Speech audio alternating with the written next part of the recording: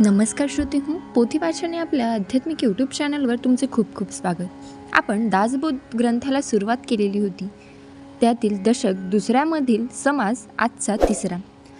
जर पहिलेचे दशक ऐकायचे असतील तर लिंक डिस्क्रिप्शन बॉक्समध्ये आहे, श्रोत्यांनी तेही नक्की श्रवण करावे. दासबोध हा समर्थ रामदास स्वामी यांनी लिहिलेला एक महान आध्यात्मिक ग्रंथ आहे. या ग्रंथात जीवनाचे तत्त्वज्ञान, आत्मज्ञान, भक्ती, कर्तव्य आणि व्यवहारातील शहाणपणा याचे सखोल मार्गदर्शन केलेले आहे. दासबोधात एकूण 20 दशक आणि 200 समास असून प्रत्येक समासात साधकाला योग्य मार्ग दाखवणारे उपदेश दिलेले आहे. हा ग्रंथ मनुष्याला योग्य निर्णय घेण्यासाठी, आत्मविश्वास वाढवण्यासाठी आणि जीवनात यशस्वी होण्यासाठी प्रेरणा नक्कीच देतो. चला तर आजच्या दुसऱ्या दशकातील आजचा हा समास तिसरा. यामध्ये कशाचे वर्णन आहे तर ऐका. कुविद्या लक्षण. श्रीराम ऐका कुविद्येची लक्षणे, अतिहीन कुलक्षणे, त्यागार्थ बोलिले ते श्रवणे, त्याग घडे. म्हणजे काय हो? आता कुविद्येची अतिहीन अशी कुलक्षणे, त्यांचा त्याग करावा म्हणून वर्णन करून सांगतो, ती तुम्ही ऐका. आता कुविद्येचा प्राणी कसा ओळखावा ते याची जी लक्षणे वर्णन करतो त्यावरून कळेल. त्याने जन्मास येऊन स्वतःचे अत्यंत नुकसान करून घेतलेले असते. कुविद्येचा जो मनुष्य असतो त्याच्या ठिकाणी अवगुणाची खाण असल्याने अवघड निरूपणाने तो त्रासून जातो. दंभो दर्भो भिनाश्च क्रोध पारुष्यमेवच अज्ञान चाभिजातस्य पार्थ संपद मासुरी. म्हणजे काय हो? याचा अर्थ असा की दंभ, सर्प, अभिमान, क्रोध, कठोरपणा ही असुरी संपत्तीची लक्षणे आहे. काम, क्रोध, मद, मत्सर, लोभ, दंभ, तिरस्कार, गर्व, ताठा, अहंकार, द्वेष, विषाद, विकल्प, आशा, ममता, तृष्णा, कल्पना, चिंता, अहंता, कामना, भावना, असूया, अविद्या या 3 ईशना, वासना आणि अतृप्ती, आसक्ती, इच्छा, वांछा, चिकित्सा, निंदा, अनिती, गावगुंडपणा करणे, सदा मस्तीत राहणे, जाणीव, अवज्ञा, विपत्ती, आपदा, दुर्वासना, स्पर्धा, खटपट आणि लटपट, तऱ्हेवाईकपणा, झटपट काम उरकण्याची घाई, वटवट करणे, सदा तक्रार करण्याचा स्वभाव, कसे तरी काम उरकणे ही सर्व कुविद्येची लक्षणं असून कुविद्या हा एक भयंकर रोगच आहे. कुविद्येचा माणूस कुरूप आणि कुलक्षणी, अशक्त आणि दुर्जन, दरिद्री असून अतिशय कंजूस असतो. तोच आळशी आणि खादाड असतो व दुर्बळ असूनही उर्मट व त्यात अत्यंत लबाड आणि फटकून वागणारा असतो. तो मनुष्य तो मूर्ख असून तापट, वेडा असून वाचाळ, खोटा असूनही अतिशय तोंडाळ असतो. स्वतःला काही कळत नाही तरी दुसऱ्यांचे ऐकतही नाही. स्वतःच काही येत नाही आणि कोणी शिकवू लागले तर शिकवतही नाही. स्वतः काही करत नाही आणि कोणी करत असेल तर त्याकडे अभ्यासाच्या दृष्टीने पाहतही नाही. अज्ञानी असून अविश्वासी, लोकांना छळणारा, दोषी, अभक्त असून भक्तांचा द्वेष करणारा असतो. पापी, निंदा करणारा, स्वतः दुःखी कष्टी असून लोकांचा घात करणारा आणि हिंसक, अतिशय क्रूर असा असतो. हीन बुद्धीचा असून दुसऱ्यांची नक्कल करणारा, रोगी असून कुकर्म करणारा, कृपण असूनही अधर्मात जो रमतो असा असतो. देहहीन असूनही त्याच्या अंगी गर्व असतो. स्वतः अप्रमाण म्हणजे अमर्यादिशील असून फाटे फोडणारा असतो. अर्थहीन, बडबड करणारा, अभागी असून दुसऱ्याला विवेकाच्या गोष्टी सांगत असतो. तो भित्रा असून उन्मत्त असतो. कुचकामाचा असून ऐट मिरवणारा आणि भ्याड असून पराक्रमाच्या बढाया मारणारा असतो. तो कमी दर्जाचा असून गर्विष्ठ असतो. विषयासक्त असून नष्ट असतो आणि अत्यंत द्वेषी आणि भ्रष्ट असतो. अति लंपट, विकारी, खोटा आणि अपकार करणारा, अवलक्षणी असूनही प्राणीमात्राचा धिक्कार करणारा असतो. मंदबुद्धीचा असून वाद घालतो. दीनवाना असूनही मर्मभेदक बोलतो.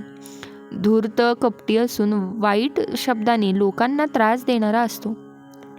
तो कठोर वचने बोलणारा, कर्कश आवाजात ओरडून बोलणारा, कपटी वचने बोलणारा व संशययुक्त बोलणारा, मर्मभेद लोकांना दुःख होईल असे टोचून बोलणारा, अत्यंत क्रूर, निष्ठुर, दुरात्माच असतो.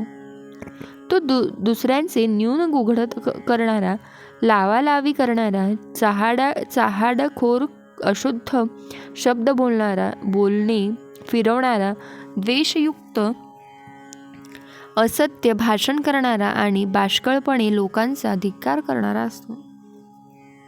तो कपटी, कुटील, आतल्या गाठीचा, मनातल्या मनात कुढणारा, कामकुचार, नष्ट, तापट, वाईट मार्गाने द्रव्य मिळवणारा आणि अत्यंत टवाळीखोर असतो.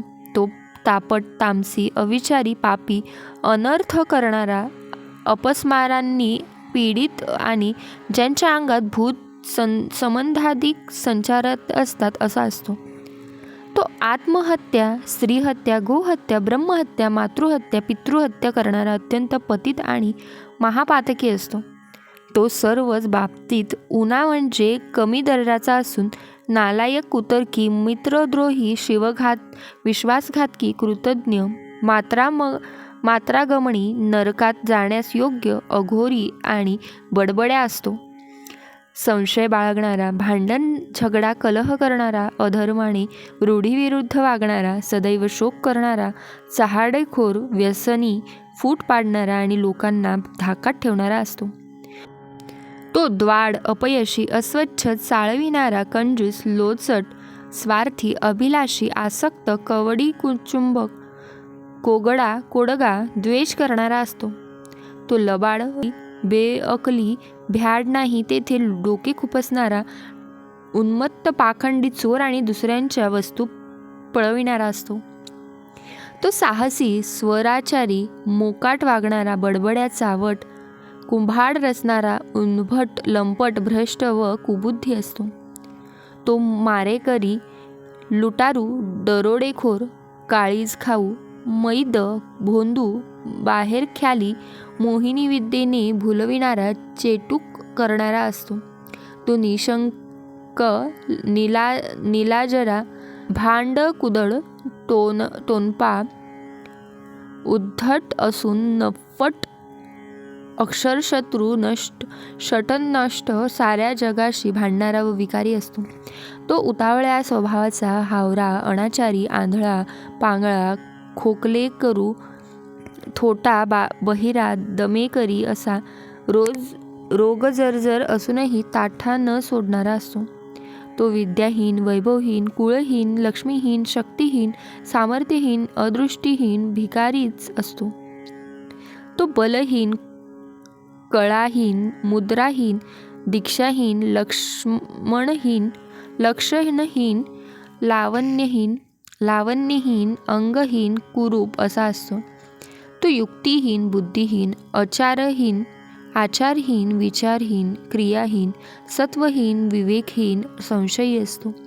तो भक्तिहीन, भावहीन, ज्ञानहीन, वैराग्यहीन, शांतिहीन, क्षमाहीन, सर्वच प्रकारचे हीन, अगदी शूद्र असा असतो.